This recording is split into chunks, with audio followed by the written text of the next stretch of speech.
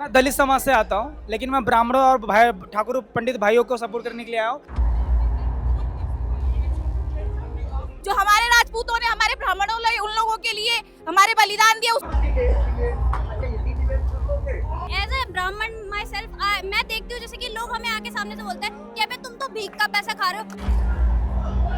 कोई जाट का खड़ा हो गया है तो वो जाट ही जाट सपोर्ट करेंगे, कोई एसटी एससी कम्युनिटी का हो गया है तो वो उनको सपोर्ट करेंगे। ठीक है, कोई हित की बात नहीं कर रहा है, चाहे बीजेपी, चाहे नेशनल पे देख लो, चाहे आप यूनिवर्सिटी में देख लो। तो नगीना का सांसद जब डंके की चोट में ये कह रहा है कि सीआरपीएफ के जवान को कि मेरे को टच करके दिखाओ, मैं आप पे अभी एसटी एक्ट लगा दूंगा। नगीना का सांसद को है चंद्रशेखर रावण, उन्हें डंके की चोट पे ये बात बोली है। हमारे ब्राह्मणों और राजपूतों के साथ होता है उसके लिए कोई भी खबरें नहीं आती ना। उसके लिए कोई अगर कोई मेरे साथ नीच का कास्ट का बच्चा मेरे साथ कोई भी बदतमीजी कर रहा है तो मेरे लिए कोई एक्ट नहीं बना, मेरे लिए कोई कानून नहीं बना कि मैं उसके प्रति जाके अपनी आवाज उठा सकती हूँ या फिर मैं अपना कोई सूट फाइल कर सकूं। पर जो एससी कास्ट के लिए जो वो है, हम उसके लिए हम कुछ भी बोल देते तो उनके पास सीधा राइट है कि हमें वो ले जाके कोर्ट के चक्कर कटवा सकते हैं।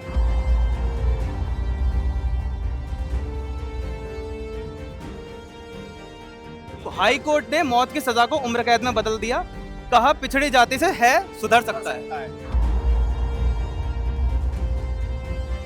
तो सब एक चीज कह रहा है, आरक्षण का कोई विरोध नहीं कर रहा, रिफॉर्म को कह रहा है कि भैया रिफॉर्म होना चाहिए।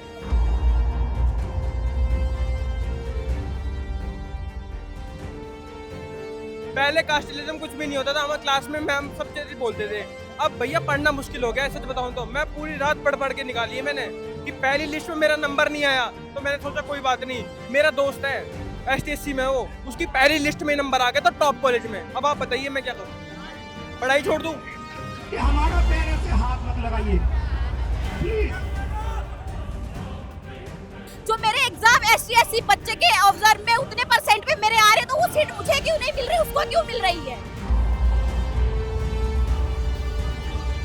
जब हम फेयर एजुकेशन के लिए लड़ रहे थे तो हम रिजर्वेशन के लिए क्यों नहीं लड़ रहे? फर्स्ट थिंग्स फर्स्ट कि आप लोग क्या करते हैं, यहाँ आज क्यों आए हैं, क्या क्या मुद्दे लेके आए हैं? मैं एक लॉ स्टूडेंट हूँ, मैं 3rd ईयर में हूँ और आज मैं रिजर्वेशन हटाओ के लिए उसमें रिफॉर्म लाने के लिए यहाँ पे आई हूँ क्योंकि हम जो है एक सामान्य वर्ग से बिलोंग करते हैं तो हमें इस तरीके हमें बहुत सारी परेशानियां फेस करनी पड़ती है। जैसे हमें कहीं भी एडमिशन लेना हो, हमें कहीं भी कोई भी चीज़ प्राप्त करनी हो तो ये मेरिट बेस पे नहीं होता, ये सारा रिजर्वेशन के थ्रू होता है। जो मेरे से कम मार्क्स ला रहा है वो ऊपर जाके वो मेरे से भी अच्छी उस पर सारी चीज़ें ले रहा है, सीट ले रहा है, हर चीज़ कर रहा है। बट हम जैसे जनरल कास्ट वाले लोगों के लिए कुछ भी नहीं है, तो इस चीज़ के लिए हम आए हैं कि इसमें थोड़ा सा रिफॉर्म लाया जाए और इसके ऊपर बहुत काम किया जाए क्योंकि ये जो चीज़ें आ रही है हमें थोड़े टाइम से नहीं, हम बहुत पिछले लंबे सालों से फेस करते हुए आ रहे हैं। ये कहते हैं कि जो रिजर्वेशन है ये इनके पूर्वजों ने इनको बहुत ज़्यादा इनको हमने परेशान किया या फिर वो बहुत ज़्यादा उन्होंने कष्ट झेला, उसके लिए नहीं। जो हमारे राजपूतों ने हमारे ब्राह्मणों ने उन लोगों के लिए हमारे बलिदान दिया, उसका आज हमें वो गालियाँ देते हैं और वो लोग रिजर्वेशन के नाम पे जो उनके साथ बीत चुकी है वो अब उस चीज का अब तक फायदा उठा रहे हैं। इसलिए हम चाहते हैं कि इस चीज में रिफॉर्म आए या फिर ये चीज बिल्कुल ही हटाई जाए क्योंकि ये चीज हम फेस कर रहे हैं, आने वाले टाइम में और भी लोग हमारे बच्चे होंगे वो फेस करेंगे, तो इसलिए इसमें रिफॉर्म लाया जाए। एज ए यंगस्टर आप लॉ की 3rd ईयर स्टूडेंट है, yes. पढ़ी लिखी हैं आप। Yes, आप ये बताइए कि सिर्फ रिजर्वेशन में रिफॉर्म्स मुद्दा है कि उसी के साथ साथ कास्ट सिस्टम, कास्टिज्म उसको भी हटाना है? कास्ट सिस्टम भी हटाना है क्योंकि जो ये चीज हो चुकी है बहुत 100 साल पहले बीती हुई है, अब इस टाइम पे इसका कोई जरूरत नहीं है, अब इसकी कोई नीड नहीं है, तो इसलिए इसको हटाया जाए और जो ये चीज चल रही है इसको रिफॉर्म भी किया जाए। उसी के साथ साथ आज भी देखा जाता है कि हायर इंस्टीट्यूशंस में, कॉलेजेस में, स्कूल्स में भी होता है कि शायद पढ़े लिखे बच्चों में भी देखा जाता है ये कहीं ना कहीं जो शायद पिछले वर्ग के कुछ बच्चे रहते हैं उनके साथ थोड़ा बहुत डिस्क्रिमिनेशन आज भी होता है। खबरें आती रहती हैं डेली, ऐसा मैं बना के नहीं कह रहा हूँ, न्यूज़ में अवेलेबल है बहुत कुछ। जो हमारे ब्राह्मणों और राजपूतों के साथ होता है उसके लिए कोई भी खबरें नहीं आती ना। उसके लिए कोई अगर कोई मेरे साथ नीच का कास्ट का बच्चा मेरे साथ कोई भी बदतमीजी कर रहा है तो मेरे लिए कोई एक्ट नहीं बना, मेरे लिए कोई कानून नहीं बना कि मैं उसके प्रति जाके अपनी आवाज उठा सकती हूँ या फिर मैं अपना कोई सूट फाइल कर सकूं। पर जो एससी कास्ट के लिए जो वो है, हम उसके लिए हम कुछ भी बोल देते तो उनके पास सीधा राइट है कि हमें वो ले जाके कोर्ट के चक्कर कटवा सकते हैं। तो इस चीज के लिए इस चीज में भी हमें बहुत सारी दिक्कतें प्रॉब्लम फेस करनी पड़ती हैं।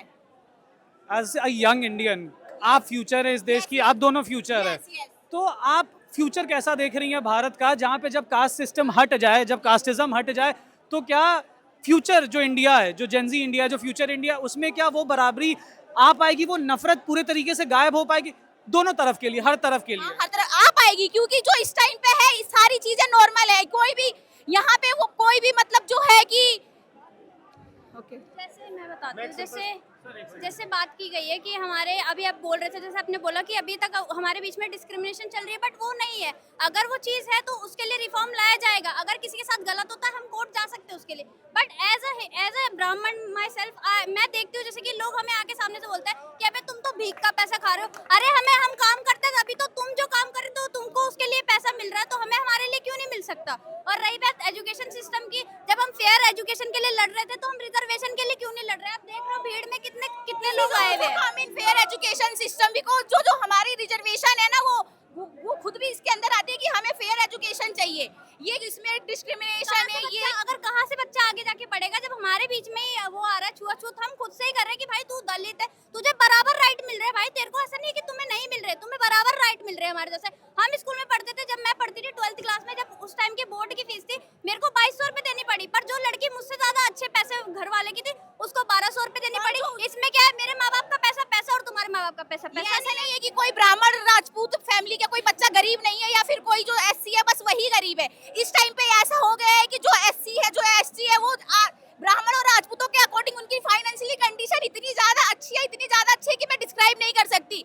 आज जो ब्राह्मण और राजपूतों के बच्चे हैं वो मतलब हर जगह फेस कर रहे हैं, उनको फीस हर जगह ज्यादा देनी पड़ रही है, और उसके बाद भी वो कहीं भी अपना सीट नहीं ले पा रहे हैं, ना कहीं अच्छी पोस्ट पे बैठ पा रहे हैं, ना कुछ कर पा रहे हैं।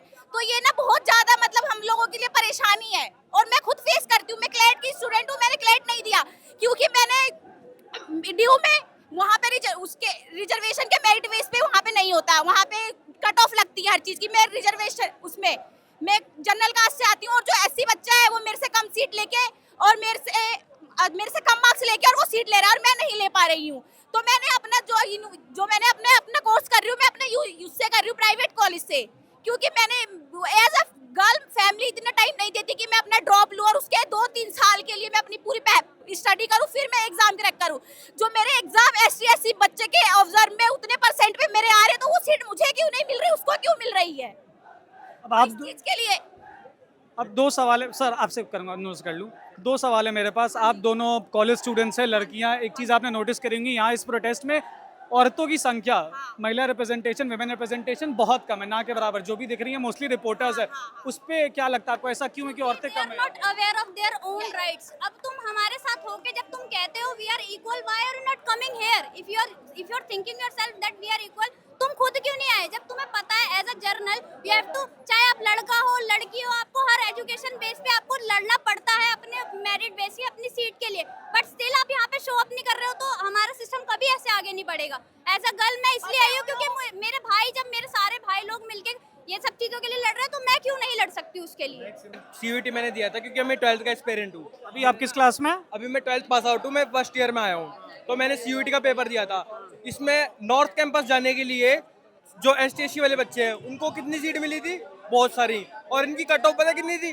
500-600। इसमें इनको नॉर्थ कैंपस मिल जाता है SRCC लेके। मैक्सिमम नंबर कितने रहते हैं? मैक्सिमम नंबर जैसे जर्नल वालों के लिए, जैसे मैं जर्नल से हूँ, मैं राजपूत हूँ, ठीक है। मेरी कट ऑफ पता कितनी गई थी? लास्ट नॉर्थ कैंपस जैसे हाईएस्ट कॉलेज है, जैसे मैं अपना कॉलेज है मेरा हंसराज, फर्स्ट ईयर में मेरे नंबर पता है 900 से 850 के अंदर तो कट ऑफ खत्म हो गई थी जर्नल वालों की।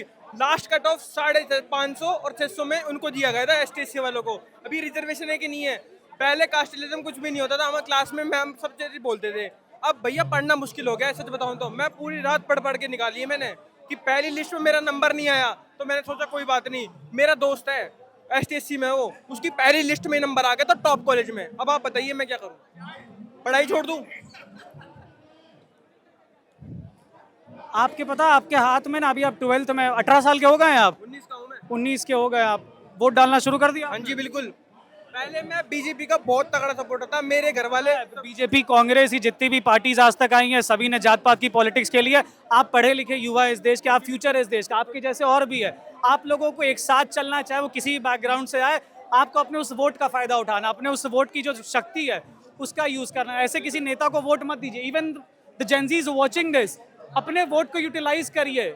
वोट उसी को दीजिए जो आपके लिए काम करता है, डेवलपमेंट के लिए, एजुकेशन के लिए, एम्प्लॉयमेंट के लिए। जात पात धर्म पे वोट मत दीजिए। ये फ्यूचर इस देश का आप ही को संवारना है।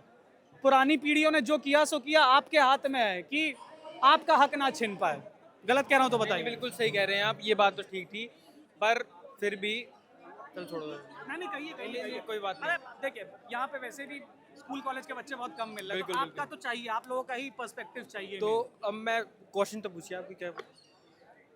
क्या क्या चाह रहे हैं आप एग्जैक्टली, कैसे कैसे रिफॉर्म्स? आप 12th में, अभी कॉलेज में फर्स्ट ईयर में, हंसराज में आप, तो क्या क्या रिफॉर्म्स देख रहे हैं आप? तो कुछ नहीं है, सोसाइटी में ऐसा चल रहा है, ये है, मतलब शेड्यूल कास्ट का बहुत सीन है। जैसे अब जैसे इलेक्शन चल रहे हैं मेनली, तो उनको ही सपोर्ट करते हैं। वहाँ कास्टलिज्म बहुत ज़्यादा है। जैसे कोई जाट का खड़ा हो गया है तो वो जाट ही जाट सपोर्ट करेंगे, कोई ST SC कम्युनिटी का हो गया है तो वो उनको सपोर्ट करेंगे, ठीक है। कोई हित की बात नहीं कर रहा है, चाहे बीजेपी, चाहे नेशनल पे देख लो, चाहे आप यूनिवर्सिटी में देख लो, ठीक है। मैं तो बस ये कहना चाहता हूँ कि सबके लिए इक्वलिटी होनी चाहिए, हमारे लिए नहीं। सबका एक ही नंबर होना चाहिए, इतने नंबर लाओ, इतने पे तुम्हारा सिलेक्शन होएगा। हम यूँ नहीं कह रहे कि ST SC वालों को ज़्यादा ऊपर कर दो, इतना भी नहीं कह रहे हम, ना नीचे गिर दो बिल्कुल। मैं सिर्फ, मेरा नाम शुभम नेहरू का है, शुभम नेहरू का, शुभम ठाकुर हूँ मैं। हाँ जी। जैसे कि आरएचए के थ्रू आए आप, आरएचए का पेज देख के आए हैं कि बाकी ऐसा? RRC का पेज देख के आया था। अब आरएचए के पेज में एक और कॉन्सेप्ट शेयर किया गया था। आप 19 साल के, इसलिए मैं आपसे खुल के ये सारी बातें कर पा रहा हूँ। स्टूडेंट है आप, फ्यूचर इस देश का। आरएचए पे एक और भी रिफॉर्म, एक पॉइंट मेंशन किया था कि सरनेम्स ड्रॉप कर देने का, ये बात बात पे जाति बताने का, जाति पूछने का, ये कल्चर ही हटाना पड़ेगा, तब कास्ट सिस्टम जाएगा, कास्टिज्म जाएगा, फिर रिजर्वेशन की जरूरत ही नहीं पड़ेगी ना। अब जैसे आप 19 साल के, आप स्टूडेंट है, आप ये बताइए, जो इतने सालों से जो आप समझते हैं, आप अपनी समझ से बताइएगा, आपसे ज़्यादा बड़ा नहीं होगा मैं, 4-5 साल बड़ा होऊंगा बस। आप जो college student, first year student होने के नाते समझते हैं कि कहीं ना कहीं आपने भी किताबों में पढ़ा होगा, स्कूल टेक्स्ट बुक में पढ़ा होगा, फिल्मों में देखा होगा, न्यूज़ में देखा होगा, हज़ारों सालों से हुआ है शोषण कह लीजिए या फिर ऑपरेशन कह लीजिए, हुआ एक पर्टिकुलर तबके पे, जो आपको पता। आप उस, सर मैं आपसे बात करूंगा, अभी बस मैं स्टूडेंट का पर्सपेक्टिव लेना चाह रहा हूँ, उसके बारे में आपकी जनरेशन, आप क्या सोचते हैं कि वो चीज़ कैसे जाए? जैसे कल को कास्ट सिस्टम, कास्टिज्म, रिजर्वेशन सब हट जाए, सब अच्छा ही होगा, सब हट जाए, क्या एक पर्टिकुलर सेक्शन से आने वाले बच्चे को वो समाज में इज्जत मिल पाएगी? ये जनरेशन देगा, मुझे भरोसा है कि देगा। आप बताइए आप क्या सोचते हैं? बिल्कुल देंगे सर, क्यों नहीं देंगे। जब सब चीज़, अगर ये सब चीज़, रिजर्वेशन सब चीज़ हट जाएगी तो सब में एकता हो जाएगी सर। मैं ये समझता हूँ, मेरा ओपिनियन ये है कि ये नहीं सोचते आपकी एकता पहले आएगी तो सबको अपने आप हट जाएगा? एक और चीज, यार आगे से बना दो। एक और चीज नोटिस करी मैंने यहाँ पे, there's somehow too many religious symbols यहाँ पे, बहुत सारे religious symbols देख पा रहा हूँ मैं यहाँ पे। Well, I'm no one to make a comment on that, but yes, if this is about reservation policies, if this is about merit, कि बच्चों को मेरिट के बेसिस पे चीज़ें मिले, हक मिले, ये मिले, वो मिले, आई डोंट नो कि इसमें बीच में इतनी रिलीजियस जो सिंबोलिज्म है उसकी क्या जगह है। अच्छा भैया, रिजर्वेशन पे हम लोग कहते हैं, रिजर्वेशन कह रहे हैं ये लोग कि इक्वालिटी के लिए लेकर आए हैं सोशली। मैं एक केस बता रहा हूँ, ऑफिशियल न्यूज़ है, ऑफ इंडिया स्टाफ की, थोड़ी पुरानी है, 5 दिसंबर 2000, 7 साल के बच्चे का रेप किया, इंडिया की है। पत्थर से कुचलकर लाश रेलवे लाइन पर फेंकी, ठीक है। अब मान लेते हैं रिजर्वेशन के बाद हम इक्वल हैं, सब लोग इक्वल हैं, इस पे आप सब, क्योंकि हम इक्वल है तो आप सबका क्या स्टैंड होना चाहिए? उस रेपिस्ट वो पकड़ा गया तो फांसी। हाई कोर्ट ने मौत की सजा को उम्र कैद में बदल दिया, कहा पिछड़ी जाति से है सुधर सकता है। यानी कि हम में सुधरने की गुंजाइश नहीं है। दिखाओ ये कैमरा को, अकेला केस नहीं है, ये अकेला केस नहीं है, इसको दिखाना। ये सुप्रीम कोर्ट कह रहा है पिछड़ी जाति का सुधर सकता है, यानी कि हम पेशेवर जन्मजात अपराधी हैं, हम जन्मजात अपराधी हैं, हम में सुधार की कोई गुंजाइश नहीं है, वो पिछड़ी जाति मैं का कहता हूँ चलो ठीक है, मान लेते हैं किसी छोटे मोटे गांव में हो रहा हो डिस्क्रिमिनेशन, मान लेते हैं, तो आप कहते हैं वहाँ पानी नहीं दे रहा, भाई उसको पानी दो ना, पहली बात, सीट क्यों दे रहे हो उसको, ठीक है। दूसरी बात, ये कौन से तरीके, आप उनके साथ भी गलत करो रिजर्वेशन देके, कैसे? मैं IITs में कह रहा हूँ, IIT सब देश का, मैं इंजीनियरिंग स्टूडेंट हूँ, देश की बेस्ट इंजीनियरिंग इंस्टीट्यूशन आपकी IITs है। 75% अभी आया आपका लोगों का खाली हो पाया, 25% अनएम्प्लॉयड है, उसमें 10% लोग वो थे जो आपके क्या कहते हैं कुछ और चूज़ कर लिया उन्होंने प्रोफेशन, बाकी उसमें 90% लोग ऐसे थे SC STs। क्यों हुआ? क्योंकि आपने बचपन से उनको 12वीं तक तो वैसे ही आप क्या ही पढ़ाई है, उसके बाद कॉम्पिटिटिव एग्जामिनेशंस में जहाँ मेहनत करनी है, अगला कर रहा है जो बच्चा 90 परसेंटाइल पे भी नहीं हो पा रहा है, जनरल कैटेगरी की कट ऑफ 94 परसेंटाइल है, इनके 45 परसेंटाइल, 60 परसेंटाइल। मेरा एक दोस्त है 12 लाख रैंक में DTO चला गया, मैं 3 लाख में नहीं पहुंच पाया। और फिर उस बच्चे को अचानक IIT में कंपटीशन फेस करना को मिलता है उस बच्चे से जो बच्चा 99 लेकर आ रहा है, 100 लेकर आ रहा है, वो कहाँ से कर पाएगा? बिल्कुल उसके साथ भी गलत है। और जो बच्चा 90 परसेंटाइल पे था वो थोड़ी सी मेहनत से रुक गया, उसके साथ भी गलत है, पूरी तरीके से गलत हो रहा है। ज़्यादा रिफॉर्मेशंस की ज़रूरत है पूरी तरीके से। मैं आप तीनों से एक ही आखिरी सवाल करूंगा मैं, आप दोनों वकालत पढ़ रही हैं, आप बीटेक कर रहे हैं, इंजीनियरिंग पढ़ रहे हैं। अब फॉर इंस्टेंस जो जेनजी चाहता है कास्ट सिस्टम जड़ से हट जाए, कास्टिज्म जड़ से हट जाए, ये हटने के बाद भी क्या भारत का ऐसा फ्यूचर आप देख पा रहे हैं जहाँ पे जो भी डिस्क्रिमिनेशन जैसे कास्ट बेस्ड प्रोफेशंस होता है कि एक सेकंड प्लीज एक सेकंड कि एक पर्टिकुलर कास्ट का ही इंसान पूजा पाठ कर सकता है, पुजारी बन सकता है, या एक पर्टिकुलर कास्ट का इंसान ही जो भी सफाई वाले काम होते हैं। पहली बात तो जो आप ये कह रहे हो ना, एक पर्टिकुलर कास्ट का ही इंसान पूजा कर सकता है, एक पर्टिकुलर इंसान हिसाब का ही नहीं, ये इंसान online लोग जो लोग कह रहे थे उनका रिप्लाई दे रही हूँ। ये कहीं नहीं लिखा, कोई से भी धर्म में नहीं लिखा कि जो एक ब्राह्मण और जो एक राजपूत है वही पूजा पाठ करेगा, जो नीची कास्ट से SC और OBC से बंदा है वो भी झाड़ू पोछा वही करेगा जो साफ सफाई का काम है। ये कहीं भी नहीं लिखा, ये डिपेंड ऑन द पर्सन जो वो चूज करते हैं। राम मंदिर के महासचिव बना दिए गए उनको, राम मंदिर के महासचिव बने कृष्ण मोहन जी, दलित समाज से आते हैं वो। देश का राष्ट्रपति हमने दलित समाज से बना दिया है, देश का प्रधानमंत्री OBC समाज से बना दिया है, देश के मिनिस्टर SC समाज से आ रहे हैं। कहाँ पे भेदभाव हो रहा है आप ये बताइए।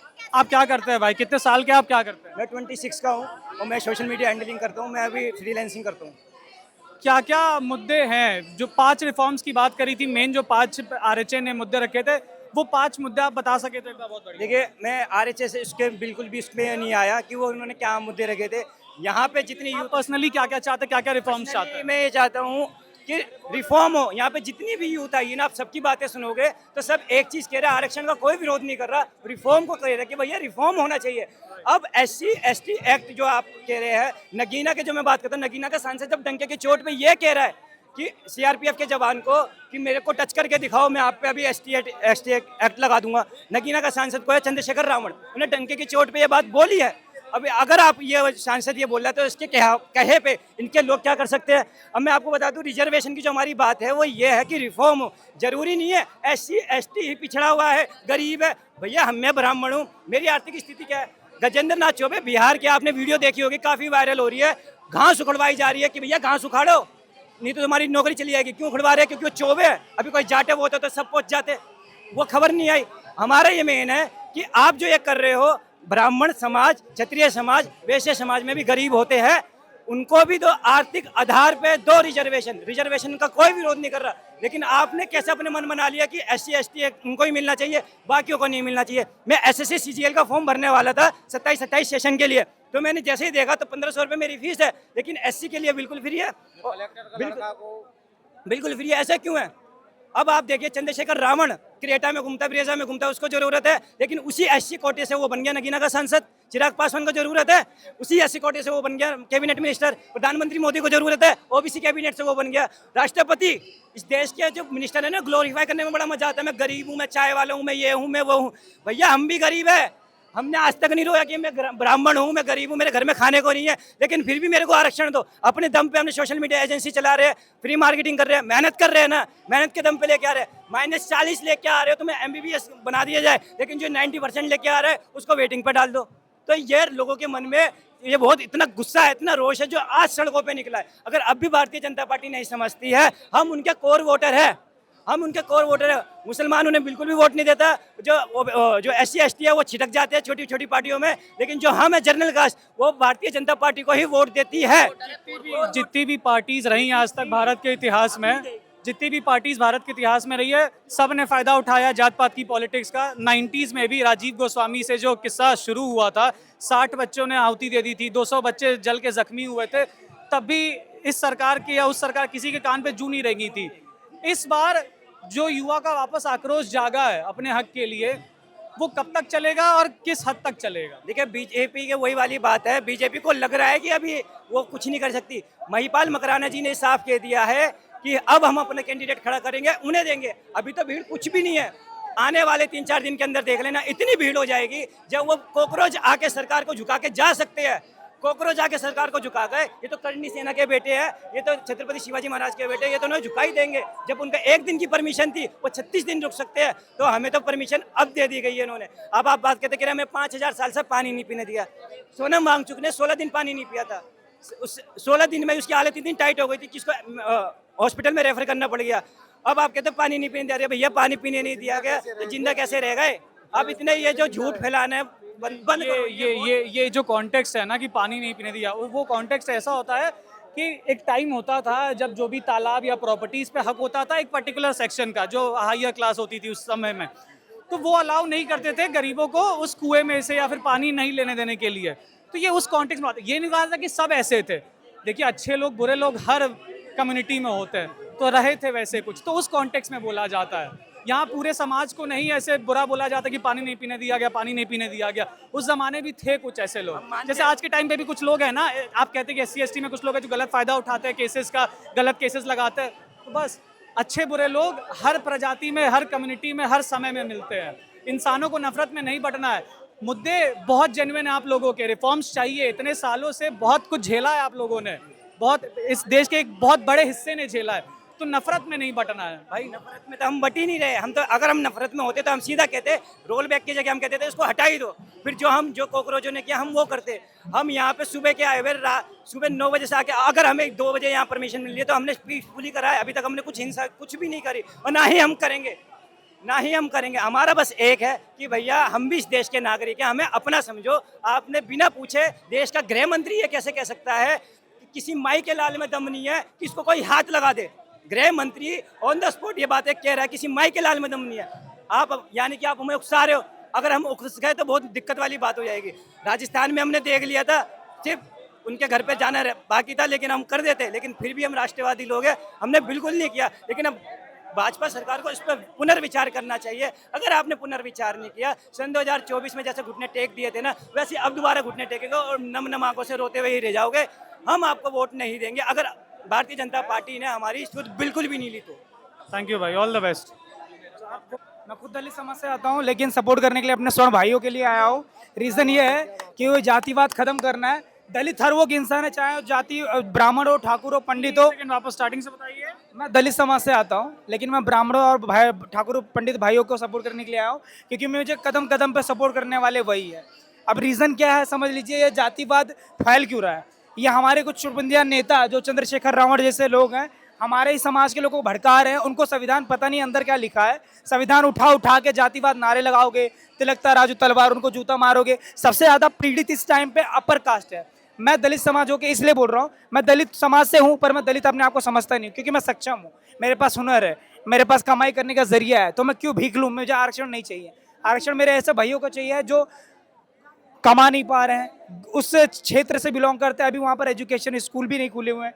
तो ऐसे लोग को दो ना, जहाँ पर वो इंडियन आर्मी से बिलोंग करते हैं, वो शहीद हो चुके हैं, वहाँ पर उनके रोजी रोटी में भी दिक्कत आ रही। तो ऐसे लोग को दीजिए। ये क्या जातिवाद के चलते, चंद्रशेखर रावण के चलते, नया भारती के चलते आप जातिवाद से इन्फ्लुएंस हो रहे हो, ब्राह्मण ठाकुर को गाली दे रहे हो, एकदम बिल्कुल गलत है। ये गलत चीज़ है। फ्रंट पे रह के हमेशा ब्राह्मण ठाकुरों ने टाइम पे बलिदान दिया, ये हमने इतिहास में पढ़ा है, इसलिए सम्मान में उनके यहाँ पर आए। हम सबका सम्मान करते हैं, सभी एक है, हम हिंदू हैं, हम इंडियन हैं। लेकिन चाहे कार्य सेवकों को गोली मारना हो, अभी जब आपने देखा संदर्भ में उनको घेरा जा रहा था, आंसू गैस के गाले चला के उनको छोड़ दिया गया, उनके ऊपर कार्रवाई भी नहीं हुई। कार्य सेवकों को तो गोली मार दिया गया, उनकी जवाबदारी कोई लेगी? तो मैं जानता हूँ, इतिहास पढ़ा है, ब्राह्मण ठाकुर का इतिहास बहुत संगीन रहा है, बहुत अच्छा रहा है, और हमेशा उन्होंने बलिदान दिया। आज उनकी बारी है, तो हम जैसे दलित समाज के लोगों को, लड़कों को भी खड़े होकर उनको समर्थन करना चाहिए।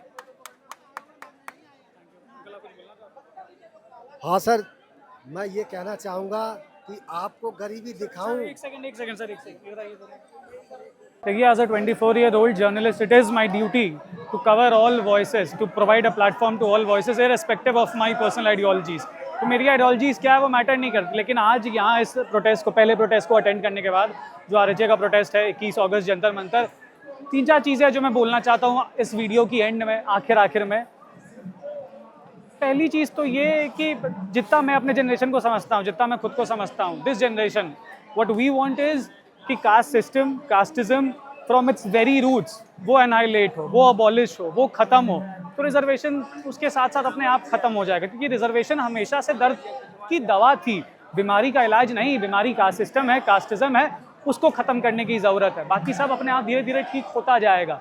मेन मकसद, main and goal, primary goal अपना कास्टिज्म और कास्ट सिस्टम को अबॉलिश करना, अनाइलेट करना है। दूसरी चीज़ जो मैंने इस प्रोटेस्ट में देखी वो ये कि औरतों की रिप्रेजेंटेशन बहुत कम थी, ना के बराबर थी औरतें, यहाँ पे औरतें नहीं थी। जवान कॉलेज के बच्चे या फिर जो जवान एम्प्लॉयज़ होते हैं जो रिक्रूटमेंट सिस्टम के थ्रू, एग्जामिनेशन सिस्टम के थ्रू गुजरे हों, वो बहुत कम थे। ज़्यादातर यहाँ पे 50+ वाले, 60+ वाले वो थे, कोई अपना रिलीजियस सिम्बोलिज़म लेके आए थे। बहुत ज़्यादा रिलीजियस सिम्बोलिज़म मुझे यहाँ देखने को मिला। एक बात ये भी है कि ऑफकोर्स 70-80 साल से जो पॉलिसीज़ चली आ रही है उनमें रिफॉर्म्स की बहुत ज़रूरत है। यहाँ पे बहुत सारे जेन्युइन ऐसे बच्चे मिले, केसेस मिले जो बिना किसी को नीचा दिखाए, बिना किसी भी कोई भी कास्टिज्म किए या बिना किसी को भी नीचा दिखाए, जिन्होंने बस खाली अपनी जेन्युइन इश्यूज सामने रखी।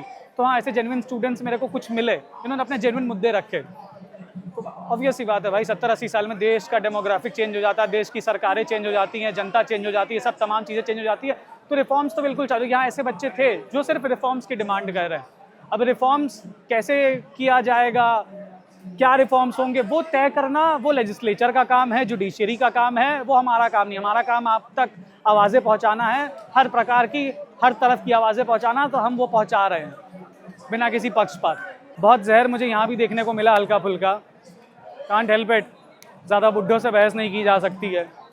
जवान लोग थे वो कर रहे थे प्रोडक्टिव बातचीत। चैनल का नाम है बजर बट्टू दुनिया, मेरा नाम है मृणाल, कैमरे के पीछे मेरे कैमरा पर्सन का नाम है अनमोल। समझिए, बहुत सोच समझ के बोला गया ये आउटरो, समझिए इस बात को।